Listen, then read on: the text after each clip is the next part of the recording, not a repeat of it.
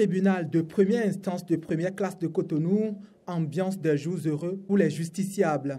3 jours après la suspension de motion de grève par l'UNAMAB, 2 salles d'audience ont été programmées. La salle d'audience A pour les infractions et affaires sociales, la salle d'audience G pour les dossiers financiers et les flagrants délits. La foule amassée à la porte de cette dernière salle est un indice. C'est là que sont programmés justement les procès de David Babalola, le récemment encore directeur général de la SONEB. Laurent Métognon, le syndicaliste, et ses co-accusés y sont également.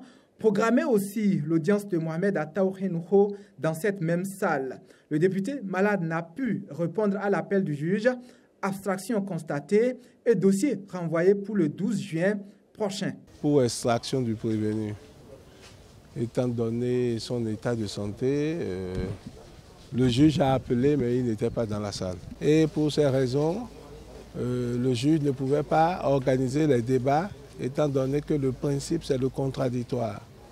Donc c'est pour ces raisons que le juge a renvoyé au 12 juin pour l'extraction du prévenu. David Babalola et ses co-accusés, eux, étaient dans la salle. L'audience a pu se tenir les concernant. Le verdict est mis en délibéré pour le 29 prochain. Le ministère public aura d'abord dit quand même son réquisitoire. 5 ans d'emprisonnement pour Babalola avec une forte amende, 200 millions de francs CFA. Laurent Métognon, Youssaou Saliou et leurs co-accusés sont passés à la barre en début d'après-midi. Peu avant 16 h, fin de l'attente, le verdict est mis en délibéré aussi. La défense qui a mis le doigt sur les failles de la procédure et c'est sur sa demande d'annulation de charge que l'audience du 22 prochain va statuer. Ce que nous avons demandé, c'est la levée pure et simple du mandat. Mais le juge, il a mis le dossier en délibéré pour le 22 mai. C'est-à-dire tout ce que nous avions eu à dire, il va voir si ce que nous avons dit, si c'est conforme à la loi, si les faits, etc.